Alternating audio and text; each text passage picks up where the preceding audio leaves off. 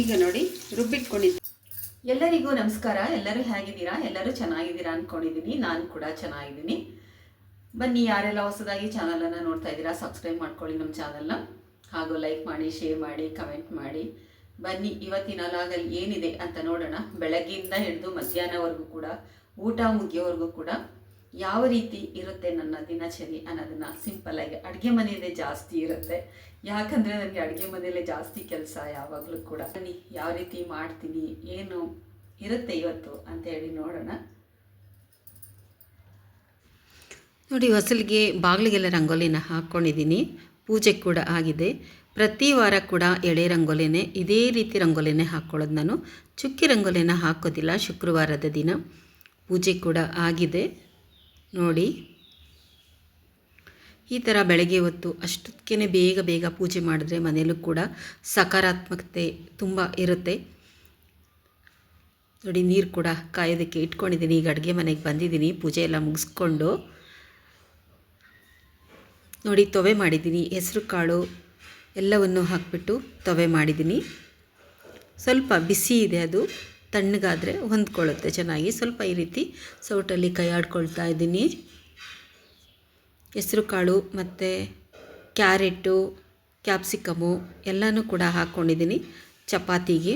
ತುಂಬಾ ಟೇಸ್ಟಾಗಿರುತ್ತೆ ಈ ಥರ ಮಾಡಿಕೊಂಡ್ರೆ. ಹೆಸರು ಬೇಳೆ ಮಾಡ್ಕೊಳ್ತೀವಲ್ಲ, ಅದೇ ಥರನೇ ಇದನ್ನು ಕೂಡ ಮಾಡ್ಕೊಳ್ಳೋದು ತೊವೆನ. ತಂಪು ಬೇಸಿಗೆನಲ್ಲಿ ಅಂಥೇಳಿ ಜಾಸ್ತಿ ಮಾಡ್ತಾ ಇರ್ತೀನಿ.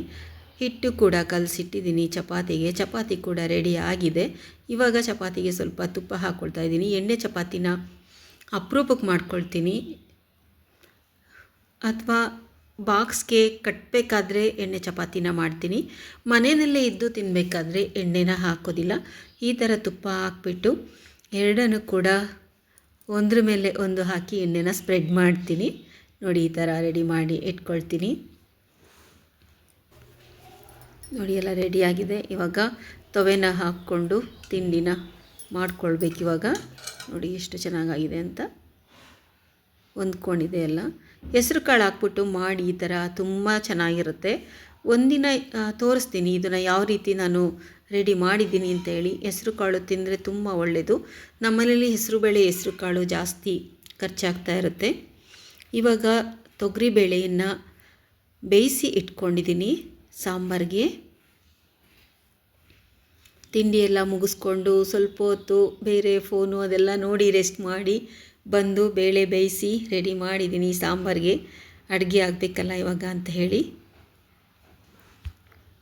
ನೋಡಿ, ತಿಂಡಿ ಎಲ್ಲ ಮುಗಿಸ್ಕೊಂಡು ಬೇಳೆ ಎಲ್ಲ ಬೇಯಿಸಿ ಮತ್ತು ಈರುಳ್ಳಿಯನ್ನು ಎಲ್ಲ ಬಿಡಿಸಿ ಇಟ್ಕೊಂಡಿದ್ದೀನಿ. ನೋಡಿ, ಚಿಕ್ಕ ಈರುಳ್ಳಿ ಇದು ಸಾಂಬಾರು ತುಂಬ ಚೆನ್ನಾಗಿರುತ್ತೆ. 15 ದಿನಕ್ಕೊಂದ್ಸಲ ತೊಗೊಂಡು ಈ ಥರ ಮಾಡ್ತಾ ಇರ್ತೀನಿ. ತುಂಬ ಚೆನ್ನಾಗಿರುತ್ತೆ ಈ ಒಂದು ಈರುಳ್ಳಿ.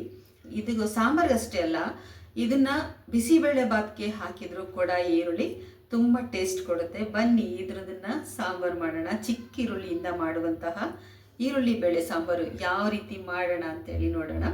ಸಿಂಪಲ್ಲಾಗೂ ಮಾಡ್ಬೋದು, ಹಾಗೂ ಕೆಲವೊಂದು ಮಸಾಲೆ ಪದಾರ್ಥಗಳನ್ನ ಹುರಿದು ಕೂಡ ಮಾಡ್ಬೋದು. ಆದರೆ ನಾನು ಇವತ್ತು ಸಿಂಪಲ್ಲಾಗಿ ಮಾಡ್ತೀನಿ. ಯಾಕಂದರೆ ನಾನು ರೆಡಿ ಇಟ್ಕೊಂಡ್ಬಿಟ್ಟಿರ್ತೀನಿ ಎಲ್ಲ ಸಾಂಬಾರು ಪದಾರ್ಥಗಳನ್ನೆಲ್ಲ ಹುರಿದು ಬೀಸಿ ಒಂದೇ ಸಲ ರೆಡಿ ಮಾಡ್ಕೊಂಡಿರೋದ್ರಿಂದ ಸಿಂಪಲ್ಲಾಗಿ ಬೇಗ ಕೂಡ ಆಗುತ್ತೆ. ಬನ್ನಿ, ಯಾವ ರೀತಿ ಮಾಡೋದು ಅಂತ ಹೇಳಿ ನೋಡೋಣ. ಇದು ಬಿಡಿಸಿಟ್ಕೊಂಡಿದ್ದೀನಿ. ಬೇಳೆ ಕೂಡ ಬೆಂದು ರೆಡಿಯಾಗಿದೆ. ಅದ್ರ ಜೊತೆಗೆ ಸ್ವಲ್ಪ ಟೊಮೆಟೊ ಕೂಡ ಹೆಚ್ಚಿ ಇಟ್ಕೊಂಡಿದ್ದೀನಿ. ರುಬ್ಬಕ್ಕೆ ಹಾಕ್ಕೊಳ್ತೀನಿ. ರುಬ್ಬಿದ್ರೆ ಸಾಂಬಾರು ಹೊಂದ್ಕೊಳ್ಳುತ್ತೆ ಅಂತ ಅಷ್ಟೇ. ಒಂದು 2 ಸ್ಪೂನ್ ಆಗೋಷ್ಟು ಕೊಬ್ಬರಿಯನ್ನು ತೊಗೊಂಡಿದ್ದೀನಿ. ಹಸಿಕಾಯಿ ಕೂಡ ತೊಗೊಳ್ಬೋದು. ಬನ್ನಿ, ಯಾವ ರೀತಿ ಮಾಡೋದು ಅಂತ ಹೇಳಿ ನೋಡೋಣ. ಈಗ ನೋಡಿ, ಒಂದು ಮಿಕ್ಸಿ ಜಾರ್ ಒಳಗಡೆಗೆ ಸ್ವಲ್ಪ ಕೊಬ್ಬರಿ ತುರಿಯನ್ನು ಹಾಕ್ಕೊಂಡಿದ್ದೀನಿ. ಕೊತ್ತಂಬರಿ ಸೊಪ್ಪಿನ ಈ ಕಡ್ಡಿಗಳಿದೆಯಲ್ಲ, ಅದನ್ನು ಕೂಡ ಎಸೆಯೋದಿಲ್ಲ, ರುಬ್ಬಕ್ಕೆ ಹಾಕ್ಕೊಳ್ತೀನಿ ಟೇಸ್ಟ್ ಬರುತ್ತೆ ಅಂತ. ಟೊಮೆಟೊ ಕೂಡ ಹಾಕ್ಕೊಳ್ತಾ ಇದ್ದೀನಿ. ಇದಿಷ್ಟನ್ನೇ ರುಬ್ಕೋಬೇಕು, ಬೇರೆ ಏನೂ ಹಾಕೋದೇನು ಬೇಡ. ಈರುಳ್ಳಿನ ನೋಡಿ ಈ ಥರ ರೆಡಿ ಮಾಡಿ ಇಟ್ಕೊಂಡಿದ್ದೀನಿ. ನೋಡಿ, ರುಬ್ಕೊಂಡಿದ್ದೀನಿ ಟೊಮೆಟೊ. ಈ ಥರ ರುಬ್ಬಿ ಹಾಕೋದ್ರಿಂದ ಹೊಂದ್ಕೊಳ್ಳುತ್ತೆ ಸಾಂಬಾರು ಅಂತ. ಈಗ ಒಂದು ಬಾಣಲಿ ಇಟ್ಕೊಂಡಿದ್ದೀನಿ ಒಗ್ಗರಣೆ ಹಾಕ್ಕೊಳ್ಳೋದಕ್ಕೆ. ಈಸಿಯಾಗಿ ಮಾಡ್ಕೊಳ್ಬೋದು, ಏನೂ ಕಷ್ಟ ಆಗಲ್ಲ. ಸಾಂಬಾರು ಪೌಡರನ್ನು ರೆಡಿ ಇಟ್ಕೊಂಡಿರ್ತೀವಲ್ವ, ಅದರಿಂದ ಈಸಿಯಾಗಿ ಮಾಡ್ಕೊಳ್ಬೋದು. ಯಾವತ್ತಾದರೂ ಒಂದೊಂದು ದಿನ ಅಪರೂಪಕ್ಕೆ ಎಲ್ಲ ಮಸಾಲೆ ಸಾಂಬಾರು ಪದಾರ್ಥಗಳನ್ನೆಲ್ಲ ಹುರಿದು ಮಾಡ್ಬೋದು. ಅದು ಕೂಡ ಒಂದು ರೀತಿ ಬೇರೆ ರೀತಿಯಾದಂತಹ ಟೇಸ್ಟನ್ನು ಕೊಡುತ್ತೆ. ಈಗ ಸ್ವಲ್ಪ ಎಣ್ಣೆನ ಹಾಕ್ಕೊಂಡಿದ್ದೀನಿ. ಎಣ್ಣೆ ಬಿಸಿ ಆಗ್ತಾ ಇದ್ದಾಗೆ ನಾನು ಸಾಸಿವೆ ಕೂಡ ಹಾಕ್ಕೊಳ್ತೀನಿ. ಸ್ವಲ್ಪ ಜೀರಿಗೆ ಹಾಕ್ಕೊಳ್ಳೋಣ.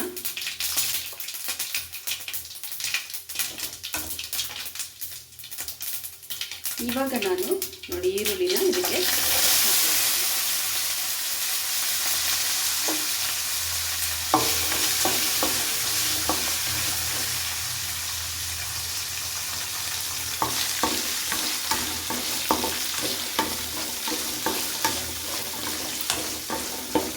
ಈ ಥರ ಚೆನ್ನಾಗಿ ಎಣ್ಣೆಯಲ್ಲಿ ಸ್ವಲ್ಪ ಹುರ್ಕೊಳ್ಬೇಕು.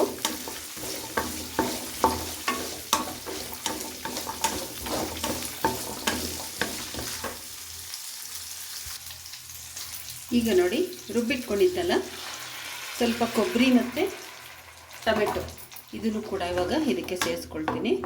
ಇದನ್ನೆಲ್ಲ ತೆಗೆದು ಮತ್ತೆ ಕುಕ್ಕರ್ಗೆ ಹಾಕ್ತೀನಿ. ನಾನು ಕುಕ್ಕರಲ್ಲಿ ಹಾಕೋದ್ರಿಂದ ಚೆನ್ನಾಗಿ ಹೊಂದ್ಕೊಳ್ಳುತ್ತೆ.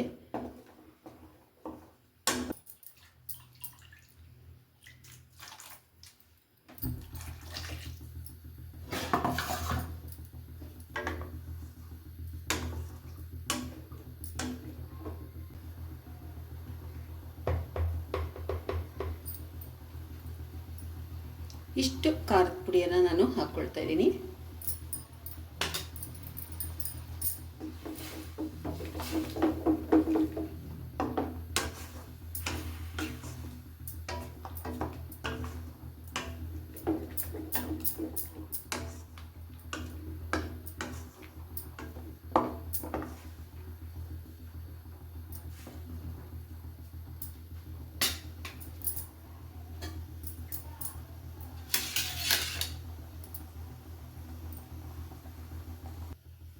ನೋಡಿ ಇವಾಗ ಬೇಳೆನ ಬೇಯಿಸ್ಕೊಂಡಿದ್ದೀನಲ್ಲ ಇದ್ರೊಳಕ್ಕೆ ಅದನ್ನು ಹಾಕ್ಕೊಳ್ತೀನಿ.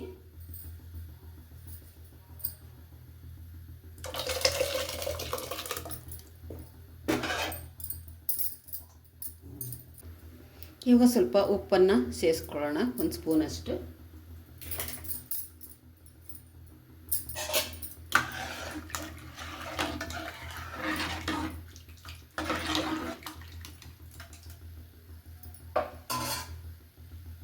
ಒಂದು ಕೂಗನ್ನು ಕೂಗಿಸ್ಕೊಳ್ತೀನಿ.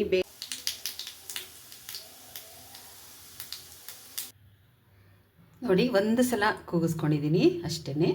ಇವಾಗ ಇದನ್ನು ಬೇರೆ ಪಾತ್ರೆಗೆ ತಗೊಂಡು ಇನ್ನೊಂದು ಸಲ ಒಗ್ಗರಣೆನ ಹಾಕ್ತೀನಿ.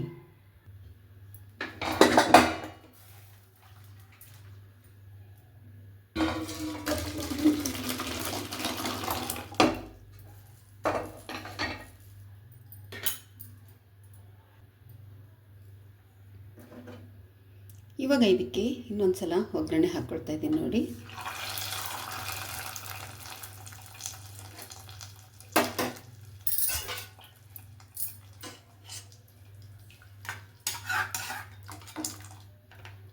ಇದಕ್ಕೆ ಒಂದು ಸ್ವಲ್ಪ ಕೊತ್ತಂಬರಿ ಸೊಪ್ಪು ಹಾಕ್ಕೊಳ್ಳೋಣ ನಾವು. ಕೊತ್ತಂಬರಿ ಸೊಪ್ಪು ಸ್ಟೆಮ್ ಇರುತ್ತಲ್ಲ ಕಡ್ಡಿ, ಅದನ್ನೆಲ್ಲ ನಾನು ರುಬ್ಬಕ್ಕೆ ಹಾಕ್ಕೊಂಡಿದ್ದೆ.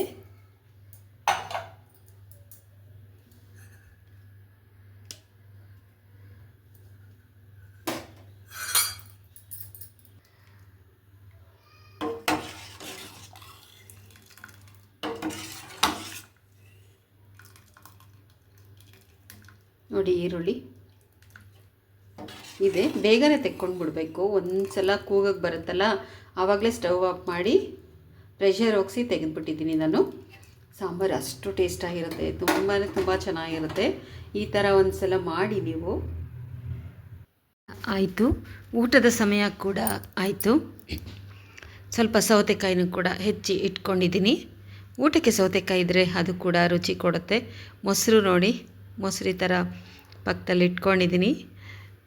ಉಪ್ಪಿನಕಾಯಿ ಇಟ್ಕೊಂಡಿದ್ದೀನಿ. ಬಿಸಿ ಬಿಸಿ ಅನ್ನ ತಯಾರಾಗಿದೆ. ಈ ಥರ ಊಟ ಮಧ್ಯಾಹ್ನ ಹೊತ್ತು ಎಷ್ಟೊಂದು ರುಚಿಯಾಗಿತ್ತು ಅಂತಂದರೆ ಊಟ ಅಷ್ಟು ರುಚಿ ಕೊಡುತ್ತೆ.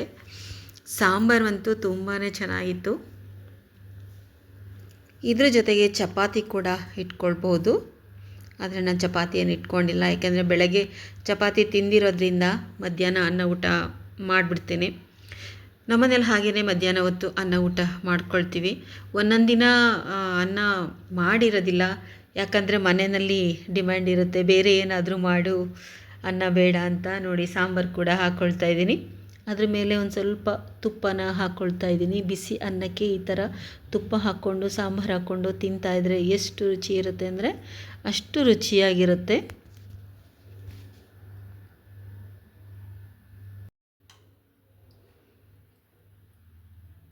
ನೋಡಿ ಊಟ ರೆಡಿ ಆಯಿತು.